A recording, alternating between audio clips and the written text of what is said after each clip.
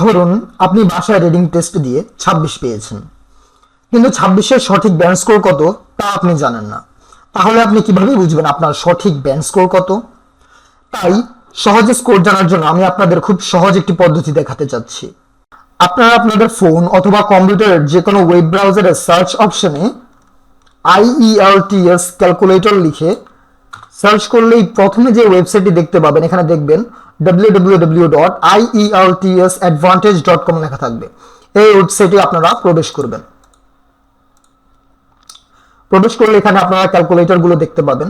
প্রথমে আমরা যে লিসেনিং ক্যালকুলেটরটি দেখতে পাবো, এটি হচ্ছে IELTS একাডেমিক ক্যালকুলেটর, অর্থাৎ এটি শুধু একাডেমিক ক্যান্ডিডেটদের জন্যই প্রযোজ্য। এবং এরপরে যে জেনারেল রিডিং ক্যালকুলেটরটি রয়েছে, এটি শুধু জেনারেল ক্যান্ডিডেটদের জন্যই প্রযোজ্য।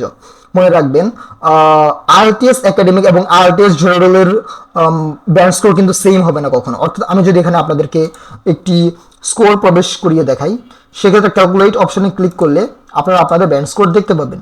কিন্তু একই স্কোর যদি আমি জেনারেলের ক্ষেত্রে প্রবেশ করাই, তাহলে দেখবেন যে একটি ভিন্ন স্কোর আসছে। অর্থাৎ আপনারা আপনাদের ব্যান্ড স্কোর চেক করার সময় এই জিনিসটি অবশ্যই মাথায় রাখবেন। তারপর এখানে একাডেমিক রিডিং রয়েছে, আপনারা এখানে আপনাদের রিডিং লেটস সে 30, আমরা যদি ক্যালকুলেট অপশনে ক্লিক করি সেক্ষেত্রে আমরা আমাদের কাঙ্ক্ষিত ব্যান্ড স্কোর দেখতে পাবো। কিন্তু আপনারা যদি listening, reading, writing and speaking overall score জানতে চান, সেক্ষেত্রে আপনারা এই ক্যালকুলেটরটি ব্যবহার করতে পারেন। লিসেনিং এর ক্ষেত্রে আমরা ধরুন 6.5 পেয়েছি, রিডিং আমরা 5.5, writing let's say 8 and speaking let's say 7.5। And then আমরা দেখবো যে আমাদের ওভারঅল ব্যান্ড স্কোর 7 এসেছে।